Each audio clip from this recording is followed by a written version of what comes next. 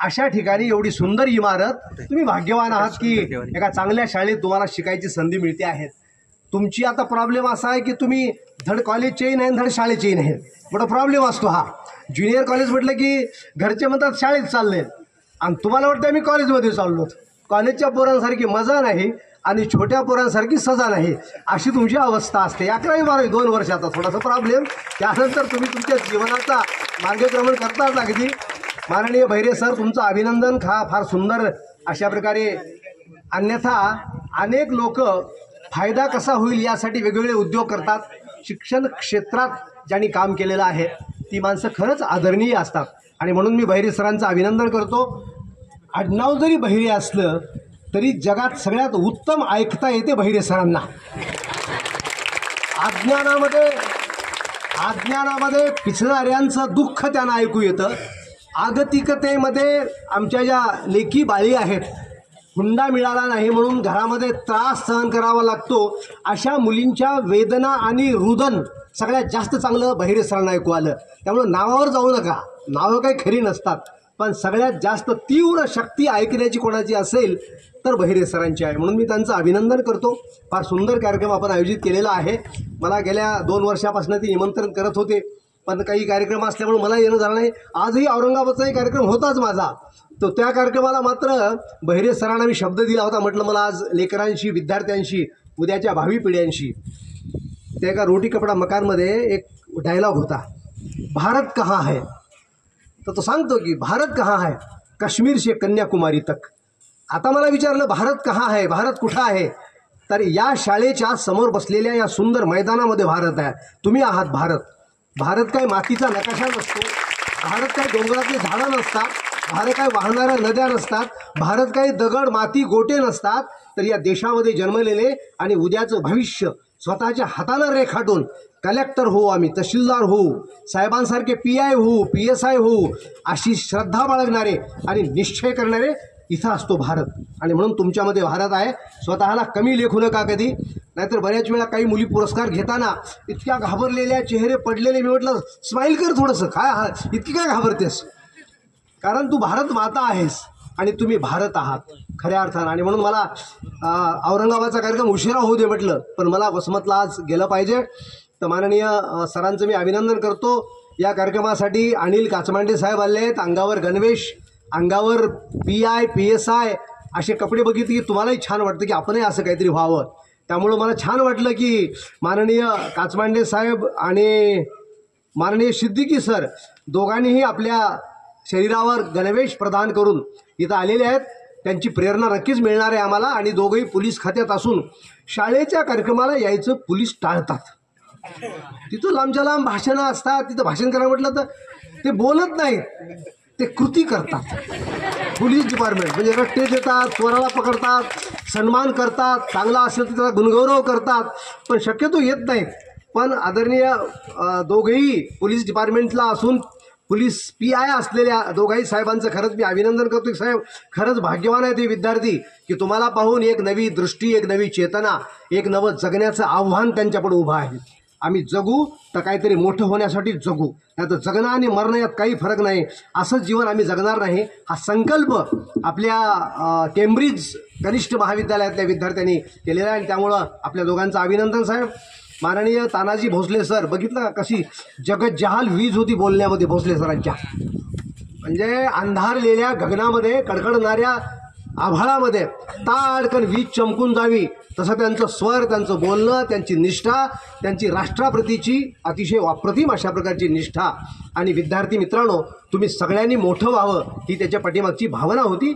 मी तानाजी भोसले सरांचं अभिनंदन करतो की आपण छान केलात सर, आलात. माननीय पंडितराव फुलझळके साहेब, संजयजी शंबाळे सर छान बोललात. माननीय दिलीपरावजी पवळे साहेब, बाबूराव नरवाडे, मी गटशिक्षण अधिकारी होतो 91, 92, 93 इथंच याच वसमत शहरामध्ये.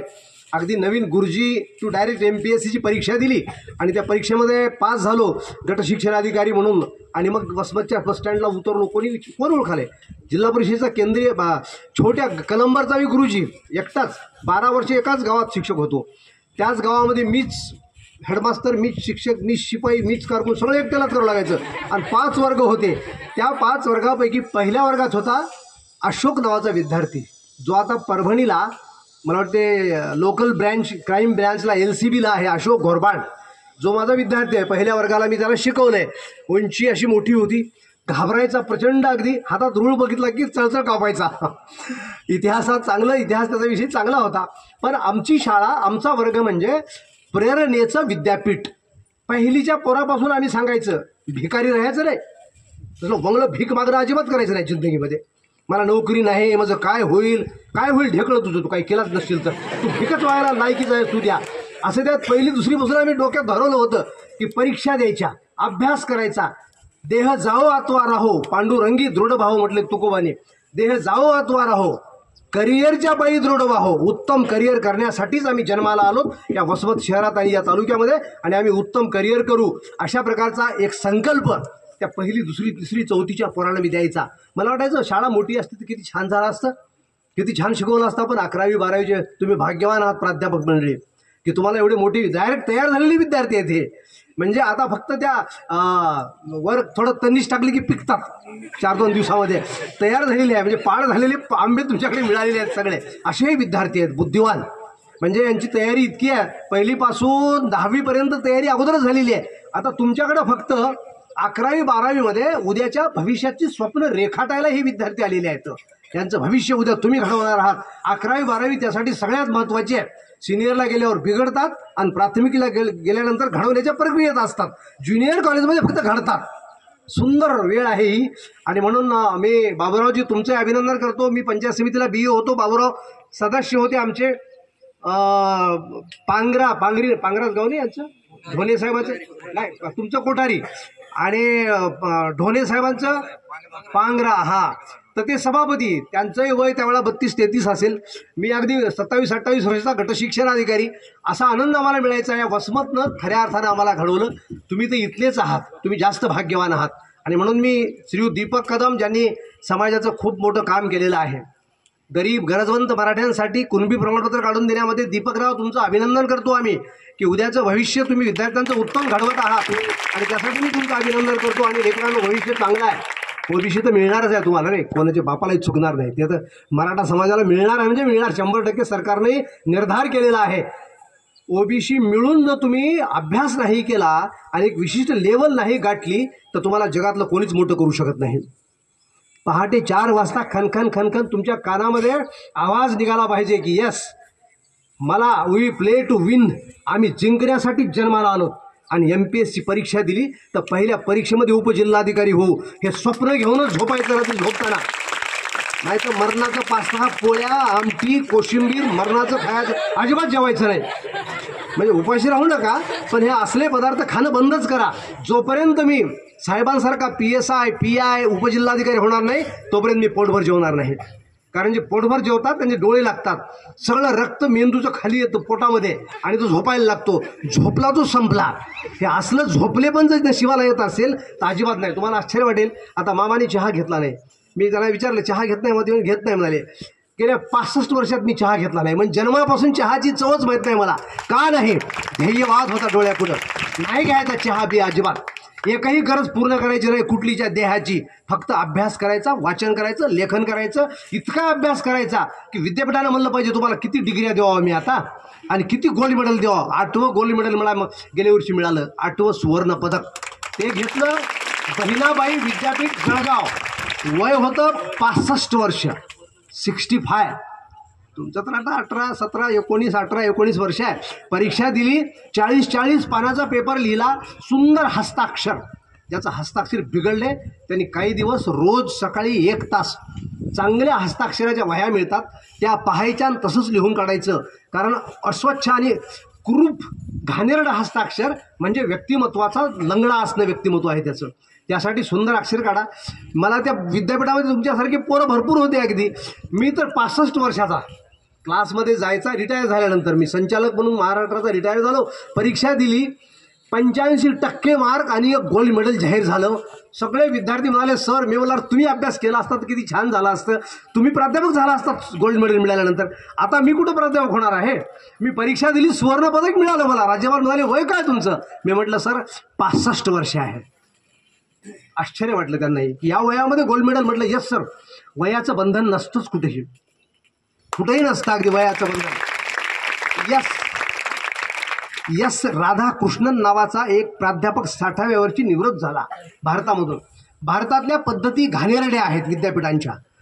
60व्या वर्षी रिटायर झाले की त्यांची इच्छा होती प्राध्यापक म्हणून काम करावं. या भारतातल्या विद्यापीठ म्हणाले नाही, आता आमच्याकडे 60च्या नंतर आम्ही संधी देत नाही. ते अमेरिकेत गेले. 60 ते 70 एका विद्यापीठात आणि 70 ते 80 दुसऱ्या विद्यापीठात 20 वर्ष प्राध्यापकाची नोकरी केली. 80व्या वर्षी ते घरी गेले. मुलगी अमेरिकेत आहे त्यांची, यस राधाकृष्णन यांची. आणि त्यानंतर संशोधन सुरू केलं 80व्या वर्षी संख्याशास्त्रातलं. 103व्या वर्षी 103व्या वर्षी नोबेल पुरस्कार मिळाला त्या बहादर माणसाला. भारतीय होते ते आमच्या.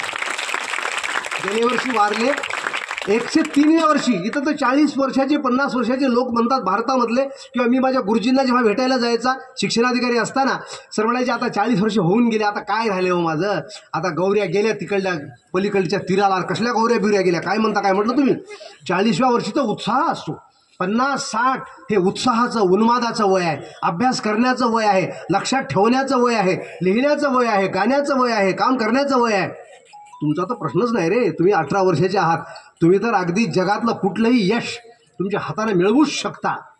त्यामुळं सौंदर्य रंगात नसतं, रूपात नसतं. नाकी डोळी नीट आहात, गोरा पान आहे, त्याला सौंदर्य नाही म्हणत आम्ही. तुमच्या गुणपत्रकावर 85, 90, 95 मार्क आहे, तो सगळ्यात सुंदर आहे, तो आहे गोरा. नाही तर गोरा गोमटा आहे, मार्क मिळतात 32%, 35%, 40%, तो सगळ्यात कुरूप आहे, त्याला सुंदर नाही म्हणायचं अजिबात. जो भाषणाला उभा टाकला की सुंदर भाषण करून सगळ्यात पहिला क्रमांक मिळवतो, तो सुंदर आहे.